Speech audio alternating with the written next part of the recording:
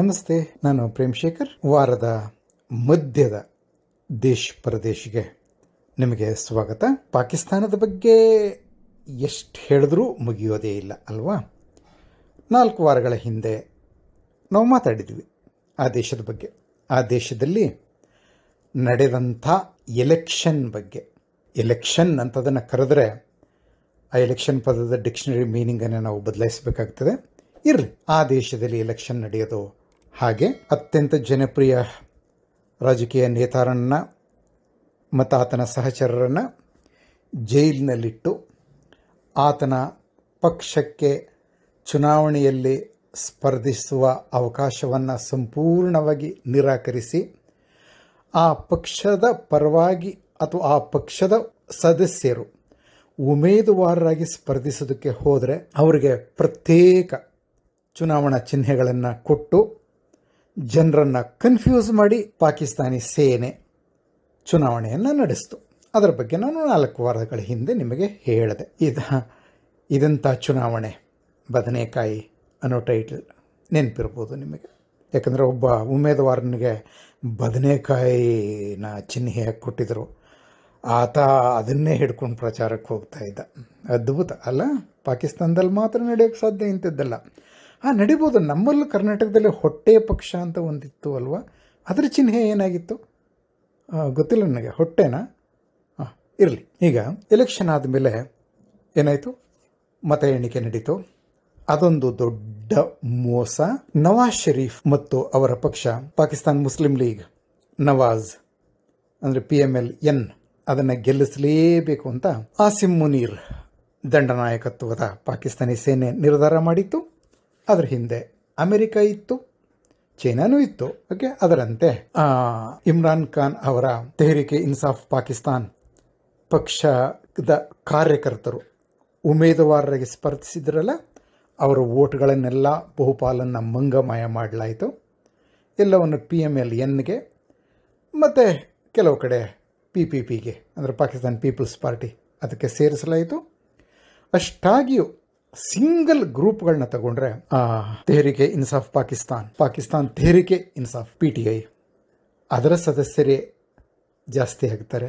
ಅನಂತರ ಬರೋದು PMLN, ಇನ್ನೂ ಕೆಳಗೆ ಹೋಗೋದು PPP. ಇನ್ಫ್ಯಾಕ್ಟ್ ಕಳೆದ ಎಪಿಸೋಡ್ನಲ್ಲಿ ನಾನು ಮೆನ್ಷನ್ ಮಾಡಿದ್ದೆ ತಿಂಗಳ ಹಿಂದೆ, ನವಾಜ್ ಶರೀಫ್ ಕೂಗ್ತಾ ಇದ್ದದ್ದು ಐ ಲವ್ ಯು ಅಂತ ಮತದಾರರಿಗೆ. If you love me, Nawaz Sharif loves you back ಅಂತೆಲ್ಲ. ಆದರೆ ಪಾಕಿಸ್ತಾನದ ಜನ ಅದನ್ನು ಲವ್ ಮಾಡಲಿಲ್ಲ. ಆ ಮನುಷ್ಯ 2 ಕಡೆ ಚುನಾವಣೆಗೆ ನಿಂತಿದ್ರು. ಉತ್ತರದ ಖೈಬರ್ ಪಖ್ತೂನ್ವಾ ಪ್ರಾಂತ್ಯದಲ್ಲಿ ಅವರು ಚುನಾವಣೆಯಲ್ಲಿ ಸ್ಪರ್ಧಿಸಿದ್ರಲ್ಲ, ಅಲ್ಲಿ ಸೋತೋದ್ರು. ಅವರು ಲಾಹೋರ್ನಲ್ಲಿ ಸ್ಪರ್ಧಿಸಿದ್ರಲ್ಲ, ಅಲ್ಲಿ ಮೋಸ ಆಗಿದೆ ಅನ್ನೋದಕ್ಕೆ ಒಂದೇ ಒಂದು ಉದಾಹರಣೆ ಕೊಡ್ತೀನಿ. ಒಂದು ಪರ್ಟಿಕ್ಯುಲರ್ ಬೂತ್ನಲ್ಲಿ ಎಷ್ಟು ಮತ ಚಲಾವಣೆ ಆಗಿತ್ತೋ ಅದಕ್ಕಿಂತ 1,000ಕ್ಕೂ ಹೆಚ್ಚಿನ ಮತಗಳು ನವಾಜ್ ಶರೀಫ್ ಅವ್ರಿಗೆ ಸಿಕ್ಕಿದ್ವಂತೆ. ಇದು ಅಲ್ಲಿ ಚುನಾವಣೆ ಮತ್ತು ಮತ ಎಣಿಕೆ ಮತ್ತು ಯಾರು ಜಯಶಾಲಿ ಅನ್ನೋದನ್ನು ಘೋಷಿಸುವಂಥ ಒಂದು ಪ್ರಕ್ರಿಯೆ ಹೇಗೆ ನಡೀತು ಅನ್ನೋದ್ರ ಬಗ್ಗೆ ಆಯಿತು. ಅಂತಿಮವಾಗಿ PMLN ಅನ್ನು ಅದ್ರ ಜೊತೆ PPPನೂ ಸೇರಿಸಿ ಅಧಿಕಾರಕ್ಕೆ ತರಬೇಕು ಅನ್ನೋದು ಪಾಕಿಸ್ತಾನಿ ಸೇನೆಯ ಗುರಿಯೇ ಆಗಿತ್ತು. ಅದು ನಡೀತು. ಇದೇ ಸೋಮವಾರ ಶಹಬಾಜ್ ಶರೀಫ್ ಮತ್ತೆ ಪ್ರಧಾನಮಂತ್ರಿ ಆದರು. ಅದನ್ನೇ ನಾವು ಮಾತಾಡಿದ್ವಲ್ಲ, ಹಳೆಯ ಕಥೆನೇ ಮುಂದುವರಿಯುತ್ತದೆ ಅಂತ. ಹಾಗೆಯೇ ಅವರು ಪ್ರಧಾನಮಂತ್ರಿ ಆದರು. ಅಂದರೆ ನವಾಜ್ ಶರೀಫ್ ಯಾಕೆ ಪ್ರಧಾನಮಂತ್ರಿ ಆಗಲಿಲ್ಲ? ಭ್ರಷ್ಟಾಚಾರದ ಆರೋಪದ ಮೇಲೆ ಪ್ರಧಾನಮಂತ್ರಿ ಸ್ಥಾನವನ್ನು ತ್ಯಜಿಸಿ ಜೈಲಿನಲ್ಲಿದ್ದು, ಆ ನಂತರ ಅನಾರೋಗ್ಯದ ಕಾರಣ ಒಡ್ಡಿ ಹೊರಗೋಗೋದಕ್ಕೆ ಅವಕಾಶ ಪಡ್ಕೊಂಡು ಲಂಡನ್ಗೆ ಹೋಗಿ ಅಲ್ಲೇ ಪಟ್ಟಾಗಿ ಕೂತು ಬಿಟ್ಟಂಥ ಮನುಷ್ಯ ತಮ್ಮ ಪ್ರಧಾನಮಂತ್ರಿ ಆದಮೇಲೆ ವಾಪಸ್ ಬಂದಿದ್ದರು. ಇನ್ನು ಎಲ್ಲವೂ ಸರಿ ಆಯಿತು, ನಾನು ಮತ್ತೆ ಪ್ರಧಾನಮಂತ್ರಿ ಆಗಿಬಿಡ್ತೀನಿ ಅಂತ ಆ ಹುಮ್ಮಸ್ಸಿನಲ್ಲಿ ಅವರು ಕೂಗ್ತಾ ಇದ್ದದ್ದು ಐ ಲವ್ ಯು ಟೂ ಅಂತ ಪಾಕಿಸ್ತಾನಿ ಜನತೆಗೆ. ಆಯಿತಾ? ಆದರೆ ಅವ್ರು ಯಾಕೆ ಪ್ರಧಾನಮಂತ್ರಿ ಆಗಲಿಲ್ಲ? ಆ್ಯಕ್ಚುಲಿ ಅದಕ್ಕೆ ಹಲವಾರು ಕಾರಣಗಳಿವೆ. ಇವನ್ ಅವರ ತಮ್ಮ ಶಹಬಾಜ್ ಶರೀಫ್ ಸಹ ತಾನೇ ಪ್ರಧಾನಮಂತ್ರಿ ಆಗಬೇಕು ಅಂತ ಹೊರಟರು. ಮತ್ತು ಆರ್ಮಿ, ಅಮೆರಿಕ ಎರಡೂ ಸೇರಿ ನವಾಜ್ ಶರೀಫ್ ಅವರನ್ನು ಸ್ವಲ್ಪ ನೀವು ದೂರನೇ ಇದ್ದುಬಿಟ್ರೆ ಒಳ್ಳೆಯದು ಅಂತ ಹೇಳಿದ್ರು. ಶಹಬಾಜ್ ಶರೀಫ್ ಈ ಕಾರಣಕ್ಕಾಗಿ ಮತ್ತೆ ಪ್ರಧಾನಮಂತ್ರಿ ಆದದ್ದು. ನವಾಜ್ ಶರೀಫ್ಗೆ ಒಂದು ಕಾನ್ಸಲೇಷನ್ ಪ್ರೈಸ್ ಕೊಡಲಾಯಿತು. ಏನು ಅಂದರೆ ಅವರ ಮಗಳನ್ನು ದೇಶದ ಅತಿ ದೊಡ್ಡ ಪ್ರಾಂತ್ಯ ಅಂದರೆ ಎಲ್ಲ ಜಿಯೋಗ್ರಫಿ ಒಂದು ಬಿಟ್ಟು ಇನ್ನೆಲ್ಲ ದೃಷ್ಟಿಯಿಂದನೂ ದೊಡ್ಡ ಪ್ರಾಂತ್ಯ ಪಂಜಾಬ್ನ ಮುಖ್ಯಮಂತ್ರಿಯಾಗಿ ಸೆಲೆಕ್ಟ್ ಮಾಡಲಾಯಿತು.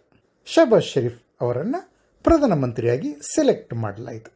ಸೊ ಇದು ಯಾವುದೋ ಎಲೆಕ್ಟೆಡ್ ಗವರ್ನಮೆಂಟ್ಸ್ ಅಲ್ಲ, ಎಲ್ಲ ಸೆಲೆಕ್ಟೆಡ್ ಗವರ್ನಮೆಂಟ್ಸ್. ಈಗ ನಾವು ನೋಡುವ, ಯಾಕೆ ನವಾಜ್ ಬದಲು ಶಹಬಾಜ್ ಪಾಕಿಸ್ತಾನ ಸೇನೆಗೆ ಅಮೆರಿಕಾಗೆ ಪ್ರಿಯ ಆದರು? ನೋಡಿ, ಏಪ್ರಿಲ್ 2022ರಲ್ಲಿ ಇಮ್ರಾನ್ ಖಾನ್ ಅವರ ಸರ್ಕಾರವನ್ನು ಉರುಳಿಸಿ ಶಹಬಾಜ್ ಶರೀಫ್ ಅವರನ್ನು ಪ್ರಧಾನಮಂತ್ರಿ ಮಾಡೋದರ ಹಿಂದೆ ಇದ್ದದ್ದು ಅಮೆರಿಕ. ಮತ್ತು ಆರ್ಮಿ ಚೀಫ್ ಕಮರ್ ಜಾವೇದ್ ಬಾಜ್ವಾ, ಆತ ಅಮೆರಿಕದ ಮನುಷ್ಯ. ಆದರೆ ನವೆಂಬರ್ 2022ರಲ್ಲಿ ಆರ್ಮಿ ಚೀಫ್ ಆದ್ರಲ್ಲ ಆಸಿಮ್ ಮುನೀರ್, ಆ ಮನುಷ್ಯ ಚೀನಾದ ಮನುಷ್ಯ, ಚೀನಾದ ಪರವಾದಂಥ, ಚೀನಾಗೆ ಹೆಚ್ಚು ಹತ್ತಿರವಾದಂಥ ಮನುಷ್ಯ. ಪ್ರಧಾನಮಂತ್ರಿ ಅಮೆರಿಕ ಪರ, ಸೇನಾಧ್ಯಕ್ಷ, ಸೇನಾ ದಂಡನಾಯಕ ಚೀನಾ ಪರ. ಆದರೆ ಆಗ ಏನಾಯಿತು ಅಂತ ಹೇಳಿದ್ರೆ, ಅಮೆರಿಕ ಪಾಕಿಸ್ತಾನಿ ಸೇನೆ ಚೀನಾದ ಪರವಾಗಿ ಪೂರ್ತಿಯಾಗಿ ವಾಲೋದನ್ನು ಇಷ್ಟಪಡ್ತಾ ಇರಲಿಲ್ಲ.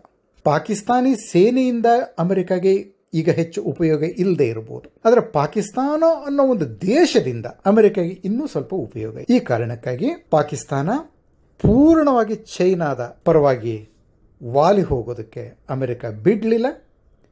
ಅದು ಮಾಡಿದ್ದೇನು? IMF ಲೋನ್, ಆ ಕ್ಯಾರೆಟನ್ನು ಅಲ್ಲಾಡಿಸ್ತು. ನೀವು ನಮಗೆ 10 ರೂಪಾಯಿ ಉಳ್ಕೊಂಡ್ರೆ IMF ಇಂದ ಲೋನ್ ಕೊಡಿಸ್ತೀವಿ. ಗೊತ್ತಲ್ಲ, ಪಾಕಿಸ್ತಾನ 23ನೇ ಬಾರಿ IMF ಮುಂದೆ ಕೈ ಒಡ್ಡಿ ನಿಂತ್ಕೊಳ್ತು. ಅಮೆರಿಕನ ವಿರೋಧಿಸಿದ್ರಿಂದ ಅದು ಸಿಕ್ಕಿರಲಿಲ್ಲ. ಈಗ ಅದೆಲ್ಲ ಕೊಡಿಸ್ತೀವಿ, ಆಯಿತಾ, ನಮ್ಮ ಹತ್ರ ವಾಪಸ್ ಬನ್ನಿ. ಪಾಕಿಸ್ತಾನಕ್ಕೆ ಬೇರೆ ದಾರಿನೇ ಇರಲಿಲ್ಲ ಅಮೆರಿಕದ ಹತ್ರ ವಾಪಸ್ ಹೋಗೋದಕ್ಕೆ.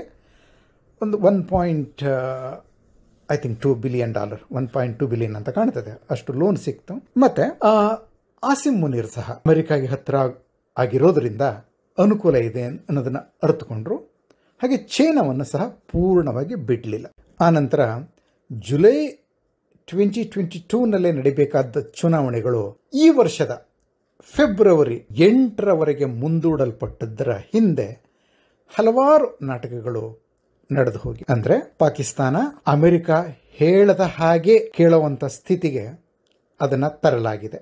ಅಂದರೆ ಶಹಬಾಜ್ ಶರೀಫ್ ಇದ್ದರೂ ಆಸಿಮ್ ಮುನೀರ್ ಅವರನ್ನು ಸಹ ಅಮೆರಿಕದ ಹಾದಿಗೆ ಬಗ್ಗಿಸಲಾಗಿದೆ.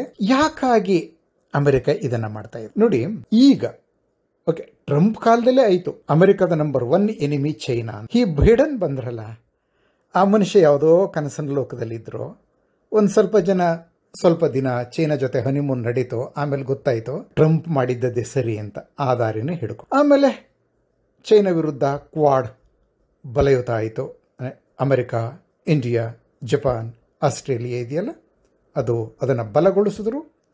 ಜೊತೆಯಲ್ಲಿ ಆಸ್ಟ್ರೇಲಿಯಾ, UK, US 3 ಸೇರಿ ಸೆಪ್ಟೆಂಬರ್ 2021ರಲ್ಲಿ ಆಕಸ್ ಅಂತ ಒಂದು ಮಿಲಿಟರಿ ಅಲಯನ್ಸ್ ಅನ್ನು ಮಾಡಿಕೊಂಡು, ಏಷ್ಯನ್ ನ್ಯಾಟೋ ಅಂತ ಅನ್ಬೋದು.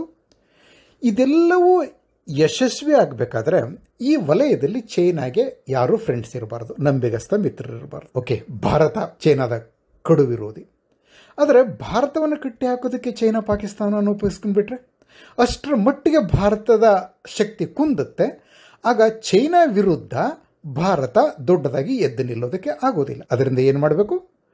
ಪಾಕಿಸ್ತಾನವನ್ನು ಭಾರತಕ್ಕೆ ಹತ್ತಿರ ತಂದರೆ ಆಗ ಚೈನಾಗೆ ಸಪೋರ್ಟ್ ಬೇಸ್ ಕಡಿಮೆ ಆಗ್ತದೆ ಸಬ್ ಕಾಂಟಿನೆಂಟ್ನಲ್ಲಿ. ಈಗಾಗಲೇ ನೇಪಾಲ್, ಬಾಂಗ್ಲಾದೇಶ್, ಶ್ರೀಲಂಕಾ ಎಲ್ಲವೂ ಸಹ ಚೈನಾವನ್ನು ಬಿಟ್ಟು ಭಾರತದ ಪಕ್ಕಕ್ಕೆ ಬಂದುಬಿಟ್ಟವೆ. ಮಾಲ್ಡೀವ್ಸ್ನಲ್ಲಿ ಮೂವೀಸು ಒಂದು 4 ದಿನ ಮುಯ್ ಅನ್ಬೋದು, ಅವರು ಸರಿ ಬರ್ತಾರೆ, ಅವ್ರ ಸಾಫ್ಟ್ವೇರ್ ಅಪ್ಡೇಟ್ ಆಗ್ತದೆ ಸದ್ಯದಲ್ಲೇ. ಇರಲಿ ಆಯಿತಾ. ಸೊ ಅದರಿಂದ ಆದರೆ ಪಾಕಿಸ್ತಾನವನ್ನು ಈ ಬೇರೆ ದೇಶಗಳನ್ನು ನಿಭಾಯಿಸಿದ ರೀತಿ ನಿಭಾಯಿಸೋಕ್ಕಾಗಲ್ಲ. ಅದಕ್ಕೆ ಸುಮ್ಮನೆ ಮಾತು ಹೇಳಿ ಬೆದರಿಸಿ ಸರಿ ದಾರಿಗೆ ತರೋಕ್ಕಾಗಲ್ಲ. ಸ್ವಲ್ಪ ಏನಾದರೂ ಕೊಡಬೇಕು. ಯಾಕಂದರೆ ಪಾಕಿಸ್ತಾನ ನಾಲ್ಗೆ ಅಲ್ಲಾಡಿಸ್ತಾ ಬಾಲನ್ನು ಅಲ್ಲಾಡಿಸ್ತಾ ನಿಂತುಕೊಳ್ಳೋದು ಏನಾದರೂ ನಾವು ಕೈಯಲ್ಲಿ ಹಿಡ್ಕೊಂಡಿದ್ದಾಗ ಮಾತ್ರ. ಅದು ಅಮೆರಿಕಕ್ಕೆ ಚೆನ್ನಾಗಿ ಗೊತ್ತು. ಹೀಗಾಗಿ ಮತ್ತೆ $6 ಬಿಲಿಯನ್ ಲೋನ್ ಕೊಡಿಸೋವಂಥ ಒಂದು ಗಾಳವನ್ನು ಅಮೆರಿಕ ಬೀಸ್ತು. ಸೊ ಮಾಡಿಕೊಂಡು ಈಗೇನಾಗಿದೆ, ಭಾರತಕ್ಕೆ ಪಾಕಿಸ್ತಾನವನ್ನು ಹತ್ತಿರ ಆಗಿಸ್ಬೇಕಾದ್ರೆ ನವಾಜ್ ಶರೀಫ್ಗಿಂತ ಶಾಬಾಜ್ ಶರೀಫ್ ಪ್ರಧಾನಮಂತ್ರಿ ಆಗಿರೋದು ಒಳ್ಳೆಯದು ಅಂತ ಅಮೆರಿಕಾಗೆ ಅನ್ನಿಸ್ತು. ಯಾಕಂದರೆ ನವಾಜ್ ಶರೀಫ್ನ ನಂಬೋಕ್ಕಾಗೋದಿಲ್ಲ. ಆ ಮನುಷ್ಯ ಎರಡು ತಲೆಯ ಹಾವು ಅಂತ ಅಂತಾರಲ್ಲ ಗೊತ್ತಾ, ಆ ರೀತಿ ಮನುಷ್ಯ. ಆತ ಈ ಕಡೆ ಒಳ್ಳೆ ಮಾತಾಡ್ತಾನೆ, ಇನ್ನೊಂದು ಕಡೆ ಚೂರಿ ಹಾಕ್ತಾ ಇರು. ಇಂಡಿಯಾಗೆ ಆತ ಒಂದಕ್ಕಿಂತ ಹೆಚ್ಚು ಬಾರಿ ಮಾಡಿದ್ದಾರೆ ಹಿಂದೆ. ಆಯ್ತಾ, ಕಾರ್ಗಿಲ್ ವಿಷಯ ಒಂದೇ ಒಂದು ಹೇಳೋದಾದ್ರೆ ಅದನ್ನ ನಾನೇನು ಮಾಡಲಿಲ್ಲ, ಅದನ್ನು ಮುಷರಫ್ ಅಷ್ಟೇ ಮಾಡಿದ್ದು, ನಂಗೆ ಏನು ಗೊತ್ತೇ ಇಲ್ಲ ಅಂತ ಹೇಳ್ದ ಮನುಷ್ಯ. ಆದರೆ ಆಮೇಲೆ ಗೊತ್ತಾಯ್ತು, ಮುಷರಫ್ ತನ್ನ ಪ್ಲಾನನ್ನು ಶರೀಫ್ ಮುಂದೆ ಇಟ್ಟಾಗ ಜನರಲ್ ಸಾಬ್ ಬಿಸ್ಮಿಲ್ಲಾ ಕರೆ ಅಂತ ಆಶೀರ್ವಾದ ಮಾಡಿದ್ದರಂತ ಈ ಶರೀಫ್ ಸಾಹೇಬರು. ಆಯಿತಾ, ಆಮೇಲೆ ಅಮೆರಿಕಾಗೆ ಓಡೋಗಿದ್ರು ಜುಲೈ 4, 1999 ಇಂಡಿಯಾ ಮೇಲೆ ನ್ಯೂಕ್ಲಿಯರ್ ಬಾಂಬ್ ಹಾಕ್ತೀವಿ ನಾವು ಅಂತ ಹೇಳೋದಕ್ಕೆ. ಈ ಶರೀಫ್ ಆಯಿತಾ, ತಾನು ಶುರು ಮಾಡಲಿಲ್ವಂತ ಕಾರ್ಗಿಲ್ ಯುದ್ಧವನ್ನು, ಆದರೆ ಇಂಡಿಯಾದ ಮೇಲೆ ನ್ಯೂಕ್ಲಿಯರ್ ಬಾಂಬ್ ಹಾಕ್ಬೇಕಂತೆ. ಆಗ ಕ್ಲಿಂಟನ್ ಬೈದು ಕಳಿಸಿದ್ರು. ಆಯಿತಾ, ಇಂಥ ಮನುಷ್ಯ ಭಾರತಕ್ಕೆ ವಿಶ್ವಾಸಘಾತಕವನ್ನು ಒಂದಕ್ಕಿಂತ ಹೆಚ್ಚು ಸಮಯ ಮಾಡಿರೋದ್ರಿಂದ ಈತನನ್ನು ಪ್ರಧಾನಮಂತ್ರಿ ಆಗಿಸಿದ್ರೆ ಇಂಡಿಯಾ ಆ ಬಗ್ಗೆ ಸಂತೋಷಗೊಳ್ಳೋದಿಲ್ಲ.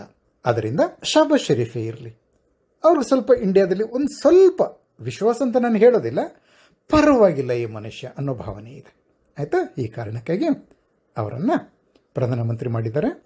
ಮತ್ತು ನಾನು ಪ್ರಧಾನಮಂತ್ರಿ ಆಗೋದು ಅಥವಾ ಸರ್ಕಾರ ರಚಿಸೋದು ನಮ್ಮ PPP ಪಾಕಿಸ್ತಾನ್ ಪೀಪಲ್ಸ್ ಪಾರ್ಟಿ ಪೂರ್ಣ ಬಹುಮತ ಗಳಿಸ್ಕೊಂಡ್ರೆ ಮಾತ್ರ ಅಂತ ಹೇಳ್ತಿದ್ದಂಥ ಬಿಲಾವಲ್ ಭುಟ್ಟೋ, ಬಿಲ್ಲೋ ರಾಣಿ, ಆಯಿತಾ, ಅವರು ಸಹ ನಾವು ತಿಂಗಳ ಹಿಂದೆ ಊಹೆ ಮಾಡಿದ ಹಾಗೇನೆ ಸರ್ಕಾರಕ್ಕೆ ಶಾಮೀಲಾಗಿದ್ದಾರೆ, ಪ್ರಧಾನಮಂತ್ರಿ ಆಗಿ ಅಲ್ಲ, ಒಬ್ಬ ಮಂತ್ರಿಯಾಗಿ. ಓಕೆ, ಸೊ ಹೀಗಾಗಿ ಅಂದರೆ ನಾವು ಊಹೆ ಮಾಡಿದ್ದೆಲ್ಲ ಸರಿಯಾಗಿ ಇದೆ. ಏನು ಹೇಳ್ತೀರಿ ನೀವು? ನಾನೊಂದು ಈ ರಾಜಕೀಯ ಭವಿಷ್ಯ ಹೇಳೋವಂಥ ಒಂದು ಅಂಗಡಿನ ಶುರು ಮಾಡಿಬಿಡಲ್ಲ, ರಾಷ್ಟ್ರೀಯ ಅಂತಾರಾಷ್ಟ್ರೀಯ ರಾಜಕಾರಣದ ಭವಿಷ್ಯ ಹೇಳೋವಂಥ ಒಂದು ದುಕಾನ್. ಆಯಿತಾ, ನಮ್ಮ ರಾಹುಲ್ ಗಾಂಧಿ ಅದೇನೋ ಮೊಹಬ್ಬತ್ ಕಿ ದುಕಾನ್ ತೆರಿತೀನಿ ಅಂತಾರಲ್ಲ, ಹಾಗೆ ನಾವು ಈ ಒಂದು ಚುನಾವಣೆಯ ರಾಜಕಾರಣದ ದುಕಾನ್ ತೆರೆಯೋಣ, ನಾವು ಹಾಗೆ ಮಾಡೋಣವಾ? ಇರಲಿ, ಓಕೆ, ಆ ಬಗ್ಗೆ ಸ್ವಲ್ಪ ನಿಧಾನವಾಗಿ ಯೋಚನೆ ಮಾಡೋಣ. ಅದು ಇನ್ನೊಂದು ಭವಿಷ್ಯವಾಣಿ ಹೇಳಿಬಿಡ್ತೀನಿ. ಇಷ್ಟಾಗಿಯೂ ಸಹ ನವಾಜ್ ಶರೀಫ್ ಬದಲು ಶಾಬಾಜ್ ಶರೀಫ್ ಅವರನ್ನು ಪ್ರಧಾನಮಂತ್ರಿ ಮಾಡಿದ್ದು ಭಾರತಕ್ಕೆ ಪೂರ್ಣ ಸಂತೋಷ ಕೊಡ್ತದೆ, ಆ ಬಗ್ಗೆ ಅನುಮಾನ ಇದೆ. ಕಳೆದ ವರ್ಷದ ಹಿಂದೆ ದುಬೈನ ಅಲ್ ಅರಬಿಯಾ ನ್ಯೂಸ್ ಚಾನೆಲ್ಗೆ ಇಂಟರ್ವ್ಯೂ ಕೊಟ್ಟು ಶಾಬಾಜ್ ಶರೀಫ್ ಹೇಳಿದರು, ಭಾರತದ ಜೊತೆ ನಾವು 4 ಯುದ್ಧಗಳನ್ನು ಮಾಡಿದ್ದೀವಿ, ಸೋತು ಹೋಗಿದ್ದೀವಿ, ಏನು ನಮಗೇನು ಗುರಿ ಸಾಧನೆ ಆಗಲಿಲ್ಲ, ಈ ಯುದ್ಧವನ್ನು ಮುಂದುವರಿಸದಲ್ಲಿ ಅಗತ್ಯ ಇಲ್ಲ, ಶಾಂತಿ ಬೇಕು. ಅಂದರೆ ಅವರು ಭಾರತದ ಬಗ್ಗೆ ಶಾಂತಿಯ ಮಾತನ್ನು ಆಡ್ತಾನೇ ಇದ್ದಾರೆ. ದುರಂತ ಅಂತ ಹೇಳಿದ್ರೆ, ಪಾಕಿಸ್ತಾನದ ಜನತೆಯನ್ನು ಭಾರತದ ವಿರುದ್ಧ ಕಳೆದ ಒಂದು 40 ವರ್ಷಗಳಿಂದ ಅಲ್ಲಿಯ ಸೇನೆ ಮತ್ತು ರಾಜಕಾರಣಿಗಳು ತಿರುಗಿಸ್ಬಿಟ್ಟಿದ್ದಾರೆ. ಒಂದು ಕಾಲ ಇತ್ತು, ಪಾಕಿಸ್ತಾನ ರಾಜಕಾರಣಿಗಳು ಮತ್ತು ಸೇನೆ ಭಾರತವನ್ನು ವಿರೋಧಿಸ್ತಾ ಇತ್ತು, ಅದರ ಪಾಕಿಸ್ತಾನಿ ಜನತೆ ಭಾರತವನ್ನು ಪ್ರೀತಿಸ್ತಾ ಇದ್ರು. ಆದರೆ ಕಳೆದ 40 ವರ್ಷದಲ್ಲಿ ಪಾಕಿಸ್ತಾನಿ ಸಮಾಜದಲ್ಲಿ ಭಾರತ ವಿರೋಧವನ್ನು ದೊಡ್ಡದಾಗಿ ಬಿತ್ತಿ ಬೆಳೆಸಿಬಿಟ್ಟಿದ್ದಾರೆ. ಜಿಯಾವುಲ್ ಹಕ್ ಕಾಲದಲ್ಲಿ ಅದು ಶುರುವಾದದ್ದು, ಆಮೇಲೆ ಲಷ್ಕರ್ ಎ ತೊಯ್ಬಾ ಮತ್ತು ಜೈಷ್ ಎ ಮೊಹಮ್ಮದ್ ಅವೆಲ್ಲ ಶುರುವಾಗಿ ಅವು ಏನು ಮಾಡಿದವು ಅಂತಂದರೆ, ಪಾಕಿಸ್ತಾನಿ ಸಮಾಜದಲ್ಲಿ ಭಾರತ ವಿರೋಧಿ ಭಯೋತ್ಪಾದನೆಗೆ ಬೆಂಬಲವನ್ನು ಮೊದಲು ಗಳಿಸ್ಕೊಂಡು ಮತ್ತು ಸೋಷಿಯಲ್ ಇಂಜಿನಿಯರಿಂಗ್ ಮಾಡಿ ಬೇಕಾದಾಗ ಪಾಕಿಸ್ತಾನಿ ಸಮಾಜದಿಂದ ತಮಗೆ ಅಥವಾ ತಮ್ಮ ಭಯೋತ್ಪಾದನಾ ಸೇನೆಗಳಿಗೆ ಕಾಲಾಳುಗಳು ಬೇಕು, ಆ ರೀತಿ ಮಾಡಿಕೊಂಡು. ಹೀಗಾಗಿ ಆ ಪಾಕಿಸ್ತಾನಿ ಜನತೆ ಎಲ್ಲಿವರೆಗೆ ಭಾರತವನ್ನು ವಿರೋಧಿಸ್ತಾರೆ ಅಲ್ಲಿಗೆ ಪಾಕಿಸ್ತಾನಿ ಸರ್ಕಾರ ಈಗ ಯಾವುದೇ ಪ್ರಯತ್ನ ಮಾಡಿದ್ರೂ ಭಾರತದ ಜೊತೆ ಸ್ನೇಹ ಸಾಧ್ಯ ಇಲ್ಲ. ಹೀಗೆ ಚಕ್ರ ತಿರುಗಿಬಿಟ್ಟಿದೆ ನೋಡಿ. ಒಂದು ಕಾಲದಲ್ಲಿ ಸೇನೆ ಮತ್ತು ನಾಯಕರು ಭಾರತವನ್ನು ವಿರೋಧಿಸ್ತಾ ಇದ್ರು, ಜನತೆ ಭಾರತವನ್ನು ಪ್ರೀತಿಸ್ತಾ ಇದ್ರು. ಈಗ ಜನತೆ ಭಾರತವನ್ನು ದ್ವೇಷಿಸ್ತಾರೆ, ಸರ್ಕಾರ ಮತ್ತು ಬಹುಮಟ್ಟಿಗೆ ಸೇನೆ ಸಹ ಭಾರತದ ಸ್ನೇಹವನ್ನು ಬಯಸ್ತಾ ಇದೆ. ಹೇಗೆ ಉಲ್ಟಾ ಆಗೋಯ್ತು ನೋಡಿ, ಆಯಿತಾ. ಸೊ ಹೀಗಾಗಿ ಏನಾಗಿದೆ ಅಂದರೆ, ಪಾಕಿಸ್ತಾನದಲ್ಲಿ ಭಾರತವನ್ನು ವಿರೋಧಿಸುವಂಥ ಒಂದು ದೊಡ್ಡ ಶಕ್ತಿ ಯಾವಾಗಲೂ ಇದ್ದೇ ಇರ್ತದೆ ಅಂತಾಯಿತು. ಸೊ ಹೀಗಾಗಿ ಒಟ್ಟಾರೆ ಪಾಕಿಸ್ತಾನಿ ಆಡಳಿತ, ಸೇನೆ, ಸಮಾಜ ಭಾರತವನ್ನು ಪ್ರೀತಿಸೋವರೆಗೆ, ಭಾರತದ ಜೊತೆಗೆ ಪ್ರಾಮಾಣಿಕ ಸ್ನೇಹವನ್ನು ಬಯಸುವವರೆಗೆ ಈ ಎರಡು ದೇಶಗಳ ನಡುವೆ ಸ್ನೇಹ ಆಗೋದಿಲ್ಲ. ಅಮೆರಿಕ ಎಷ್ಟರ ಮಟ್ಟಿಗೆ ಪ್ರಯತ್ನ ಮಾಡ್ತದೆ ನೋಡುವ. ಓಕೆ, ಸೇನೆಯನ್ನು ಮತ್ತು ಸರ್ಕಾರವನ್ನು ತನ್ನ ನಿಲುವಿಗೆ ಒಪ್ಪಿಸಿದೆ, ಸಮಾಜವನ್ನು ಒಪ್ಪಿಸೋದಕ್ಕೆ ಸಾಧ್ಯವಾ ನೋಡುವ. ಒಂದು ಪ್ರಯತ್ನ ಮಾಡಲಿ ಅವರು. ಮತ್ತು ನಾವು ಆರಾಮಾಗಿ ಕೂತ್ಕೊಂಡು ಒಂದು ಬಿಸಿ ಬಿಸಿ ಕಾಫಿ ಕುಡಿತಾ ಏನಾಗುತ್ತೆ ಅಂತ ಲೆಕ್ಕ ಹಾಕೋಣ. Okay, right. ಸಂಡೇ ಮತ್ತೆ ಬರ್ತೀನಿ. ಅಲ್ಲಿವರೆಗೆ ಬಾಯ್.